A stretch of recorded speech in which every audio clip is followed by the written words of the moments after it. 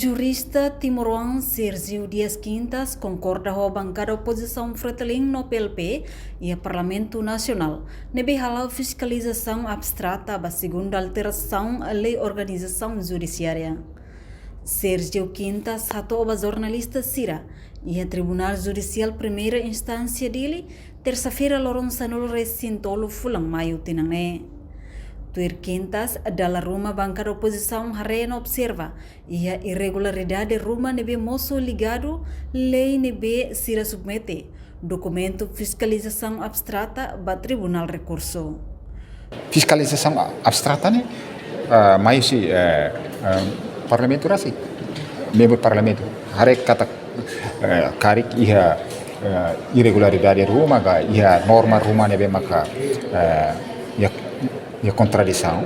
Sira bele halo fiscalização abstrata bahia Tribunal Recurso maksiare. Tuir jurista Timuruan nekatak segundo alteração lei organização judiciária ne bele moço conflito de interesse e larang juiz primeira classe no segundo classe.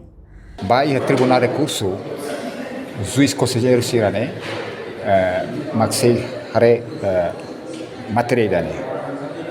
Sira hirat nebe makture nebane mos haware iha conflito de interesse tambah conflito de interesse tambah saída Carmona mais presidente foi Dr.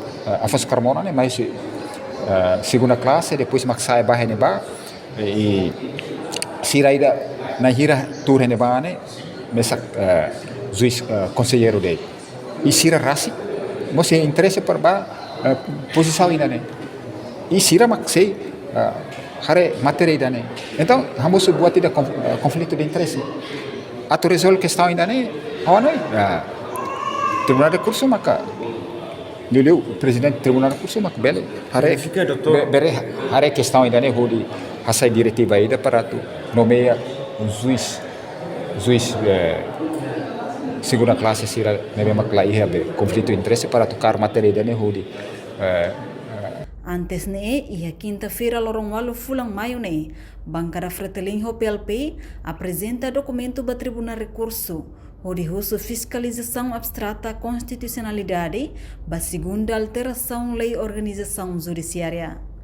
No representante bancada oposição Sira nebe submete documento ne maka deputado bancada Fretilin David Dias Ximenes Mandati, deputado Joaquim dos Santos Boraluli, enquanto deputada bancada PLP Maria Angelina Sarmento Lopes inclui equipa técnico Sira usi bancada Ruane.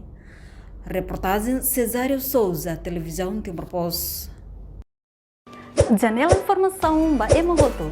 Atua tem informação atual dia Clio. Kita haluha, haneham botão subscribe, like, halo comentário no Fahia Tutang ba media sosial Hoto.